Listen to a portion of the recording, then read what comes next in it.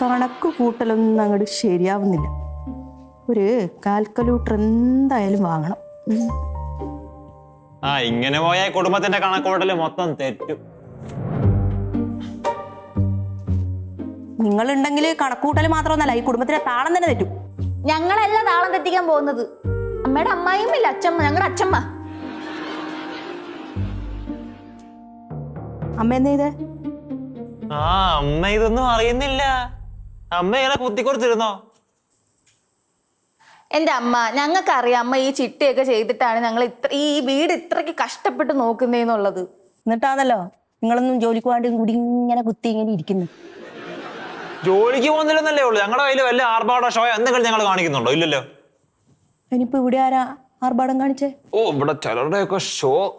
എന്റെ പൊന്നോ, 20,000 രൂപയുടെ കണ്ണാടിയാണ് വാങ്ങിച്ച് കണ്ണലോട്ട് വെക്കാൻ പോകുന്നത്. അത് മോൻ വാങ്ങിച്ചു കൊടുക്കുന്ന കേട്ടത്. അതെ. ആര്? അച്ഛമ്മ. അത് അമ്മ അമ്മയുടെ പൈസ ഒക്കെ മേടിക്കുന്നില്ല, അതിനെന്നാ? അതിപ്പോ എങ്ങനെ അച്ഛമ്മയുടെ പൈസ ആവുക? അതിന്റെ പകുതി വരുന്ന പെൻഷൻ അച്ഛന്റെ പെൻഷൻ, ബാക്കി ഇവിടുന്ന് മാങ്ങയും തേങ്ങയൊക്കെ വിറ്റ് വിടുന്ന പൈസയല്ലേ. അത് നമുക്കും ഇല്ല അവകാശം. അതുകൊണ്ട് അമ്മ ഇങ്ങനെ കുത്തി കുറച്ച് മിണ്ടായിരിക്കാതെ അതൊക്കെ പോയി ചോദിക്കണം. എനിക്കങ്ങനെ ചോദിക്കാൻ പറ്റത്തില്ല. നീ ആദ്യം PSC എഴുതി പാസ്സായി സർക്കാർ ജോലി വാങ്ങിയിട്ട് ഈ സ്വത്തെല്ലാം എഴുതി വാങ്ങിയിട്ട് നമുക്ക് ചോദിക്കാം. അതിനൊരു മര്യാദയുണ്ട്. അത് ഈ അടുത്ത കാലത്ത് നടക്കാൻ പോണില്ല. അങ്ങനെ ഒരു വർത്താനം. എടാ, നീ PSC എഴുതി ജയിക്കുമെന്ന് ഒരു പ്രതീക്ഷയില്ല, ഉള്ളത് പറയാലോ. ഇവിടെ ഇപ്പൊ PSC ആണോ നമ്മൾ സംസാരിക്കാൻ വന്നത്? അല്ലല്ലോ. അല്ല. അമ്മ ഇങ്ങനെ ഇരുന്ന് കഴിഞ്ഞാൽ ഇതൊക്കെ ഇനി പോകും സരിതയുടെ പേരിലുണ്ട്. അപ്പൊ അമ്മ അനുഭവിച്ചോളും. ഞാൻ ഒന്നും മിണ്ടുന്നില്ല. ഒരു കാര്യം അറിഞ്ഞു, ഞങ്ങൾ വന്ന് പറഞ്ഞു. ഇനി ബാക്കി കയ്യില്ല, അമ്മയുടെ കയ്യില്ല. അതേ എനിക്ക് പറയാനുള്ളൂ. പിന്നെ ഒരു കാര്യം, അച്ഛനാണ് വാങ്ങിച്ചു കൊടുക്കുന്നത്. 20,000 രൂപ അച്ഛനാണ് മുടക്കുന്നത്. അതിന് അച്ഛനിടുന്ന 20,000 രൂപ. അതാണ് ഞാൻ പറഞ്ഞത്. ഇതൊക്കെ അറിയേണ്ട ഭാര്യമാരുടെ ചുമതലയാണോ? അമ്മ ഇത് വല്ലതും അറിയുന്നുണ്ടോ? അല്ല, അറിയുന്നുണ്ടോ? അത് അമ്മയും മകനും അല്ലേ, അതിനെന്നാ?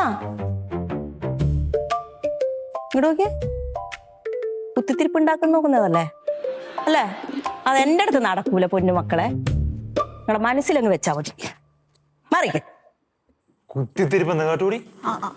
ഇതിനെയൊക്കെ കുത്തിത്തിരിപ്പ് എന്ന് പറയുമ്പോഴത്തേക്ക് പിന്നെ എന്തോ പറയാ. ഒരു കുടുംബം രക്ഷിക്കാൻ വേണ്ടി ഇത് തന്നെ പോയി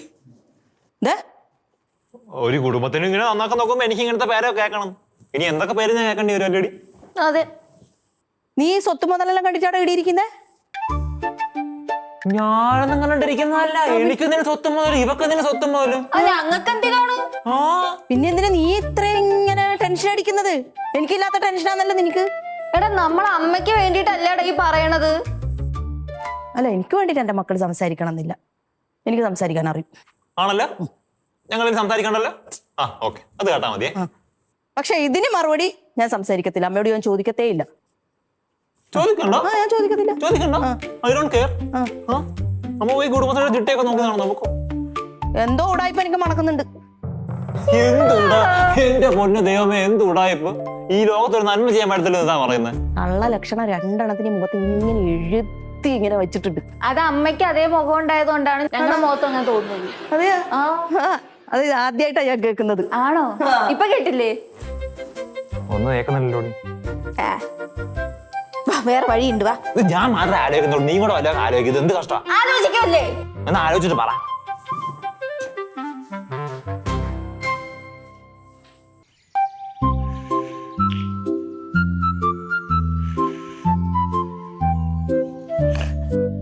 നീ ഓരോന്ന് ഒപ്പിച്ച് വെച്ചിട്ടല്ലേ നിനക്ക് കുറച്ചൊക്കെ വേദന എടുക്കണം.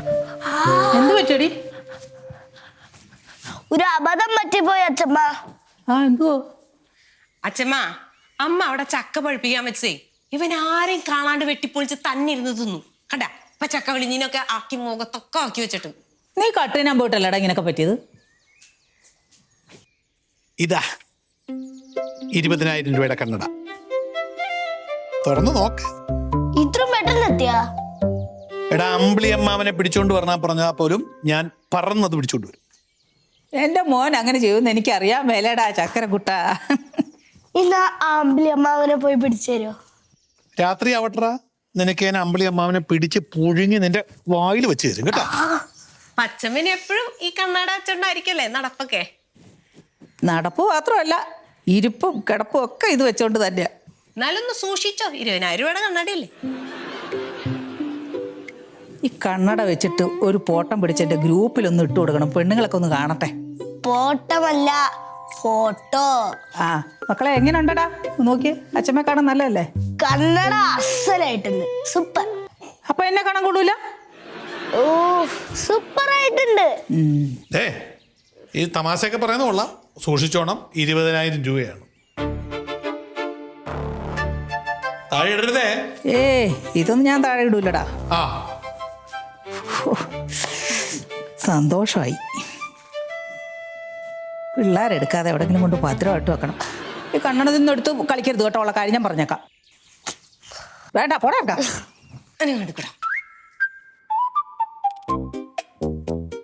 ഇത് 20,000 ഗുമ്മൊന്നും കാണുന്നില്ലല്ലോ ഈ കണ്ണടയ്ക്ക്.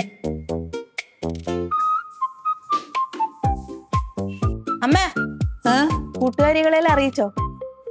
അതൊക്കെ എപ്പോഴേ അറിയിച്ചു. അതേതായാലും നന്നായമ്മേ. ഇത്ര വലിയ പൈസയുടെ ഫ്രെയിം എല്ലാം വാങ്ങിയിട്ട് കഴിഞ്ഞാൽ കാഴ്ച അധികം കിട്ടും. കിട്ടും. എന്താ എനിക്കും ഒന്ന് മേടിച്ചിട്ടിടണം. നീ എത്ര വലിയ കണ്ണട മേടിച്ചു വെച്ചാലും നിന്റെ കണ്ണിന് കാഴ്ച കിട്ടാലും നിന്റെ മനസ്സിനാ കാഴ്ച കിട്ടേണ്ടത്.